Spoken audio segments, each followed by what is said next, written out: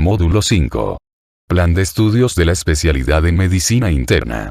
Insuficiencia mitral secundaria o funcional. Valvulopatías. Enfermedades del aparato cardiovascular. Una revisión bibliográfica realizada en el Hospital Clínico Quirúrgico Docente Miguel Enríquez. La Habana, marzo 2020. Contenido. Insuficiencia mitral secundaria o funcional. Insuficiencia mitral. Fisiopatología. Etiología. Anatomía patológica. Síntomas y signos. Electrocardiograma. Ecocardiograma. Radiología. Tratamiento. Prolapso de la válvula mitral. Definición. Frecuencia. Exploración física. Exámenes complementarios. Insuficiencia mitral secundaria o funcional. Valvulopatías. Definición. La insuficiencia mitral secundaria o funcional es una enfermedad muy diferente de la primaria.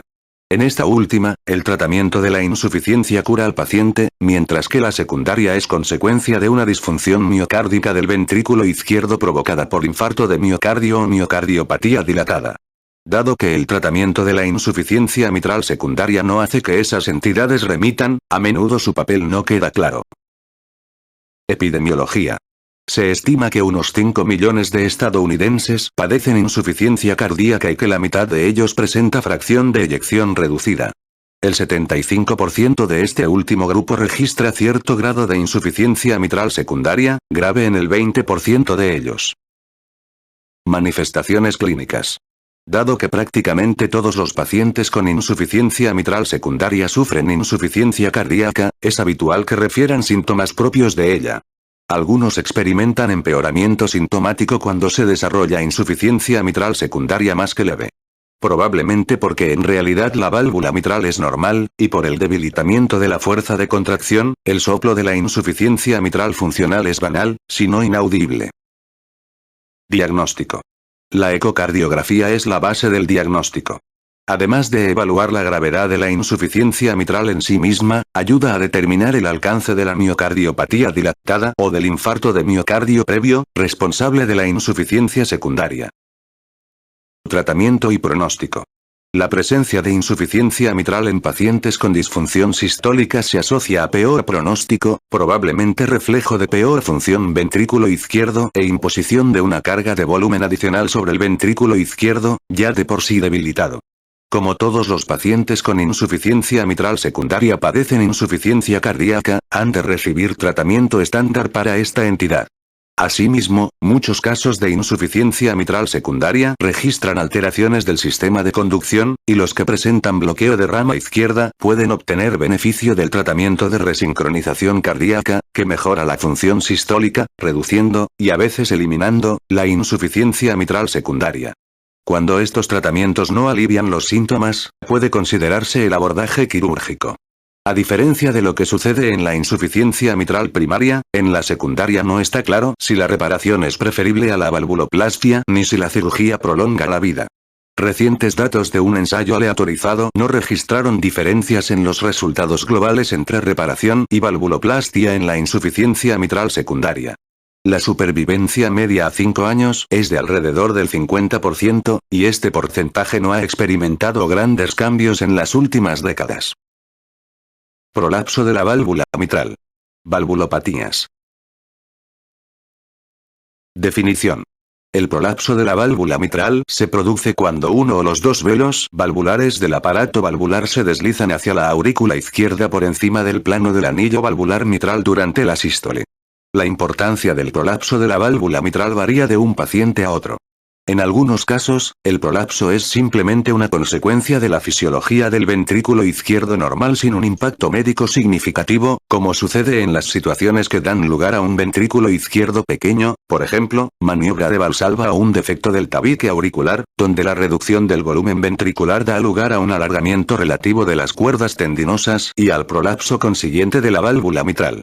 En el otro extremo, la redundancia y la deformidad graves de la válvula, que se producen en la degeneración valvular mixomatosa, aumentan el riesgo de ictus, de arritmias, de endocarditis y de progresión hacia una insuficiencia mitral grave. Diagnóstico. Anamnesis. La mayoría de los pacientes con prolapso de la válvula mitral no manifiesta síntomas. No obstante, en algunos casos se asocia a síntomas como palpitaciones, síncope y dolor torácico. En ciertos casos, el dolor torácico se asocia a una gammagrafía con talio positiva, señalando la presencia de una isquemia verdadera a pesar de la normalidad de las coronarias epicárdicas, quizás porque la tensión excesiva sobre los músculos papilares incrementa el consumo de oxígeno y desencadena la aparición de isquemia. Las palpitaciones, el síncope y el presíncope, cuando están presentes, guardan relación con la disfunción autónoma, la cual parece imperar más en los pacientes con prolapso de la válvula mitral. Exploración física. El síndrome del prolapso mitral se manifiesta en la exploración física con una serie de signos característicos como un chasquido mesosistólico y un soplo telesistólico. El chasquido se produce cuando las cuerdas tendinosas se tensan al producirse el prolapso de la válvula mitral en la mesosístole. Cuando sucede esto, los velos valvulares mitrales sobrepasan su punto de coaptación, permiten la regurgitación mitral y provocan un soplo sistólico tardío. Las maniobras que pueden disminuir el tamaño del ventrículo izquierdo, como la maniobra de Valsalva, determinan que el chasquido pueda aparecer antes y que el soplo sea más holosistólico y a menudo más sonoro. En algunos casos de prolapsos mitrales confirmados mediante ecocardiografía no hay ni chasquido ni soplo. En otros, solamente está presente uno de estos signos.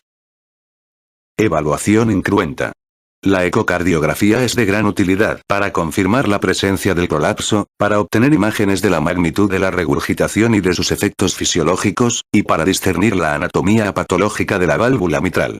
Aunque la ecocardiografía no es esencial para diagnosticar el prolapso en los pacientes con signos físicos clásicos, aporta una información pronóstica significativa, ya que es capaz de detectar a pacientes con una morfología valvular anormal específica y en los que ocurren la mayoría de las complicaciones de la enfermedad. El prolapso demostrado en la proyección ecocardiográfica de 4 cámaras debería confirmarse en la proyección paraesternal de eje mayor. Tratamiento. Dado que la mayoría de los pacientes con prolapso de la válvula mitral no manifiesta síntomas, no suele necesitar ningún tratamiento. Aunque antiguamente se recomendaba la profilaxis de la endocarditis infecciosa, en estos pacientes ya no se recomiendan los antibióticos, a la luz de los datos disponibles.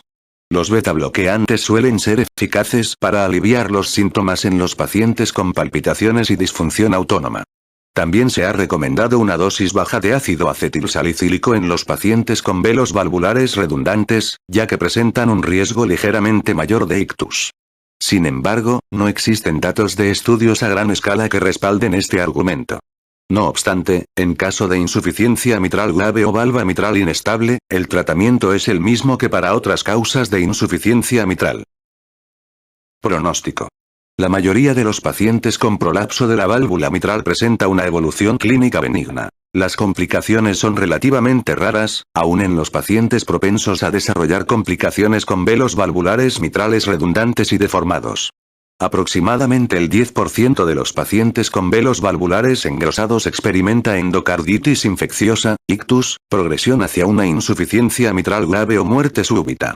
La progresión hacia una insuficiencia mitral grave varía según el sexo y la edad, y los hombres tienen aproximadamente el doble de posibilidades de progresión que las mujeres.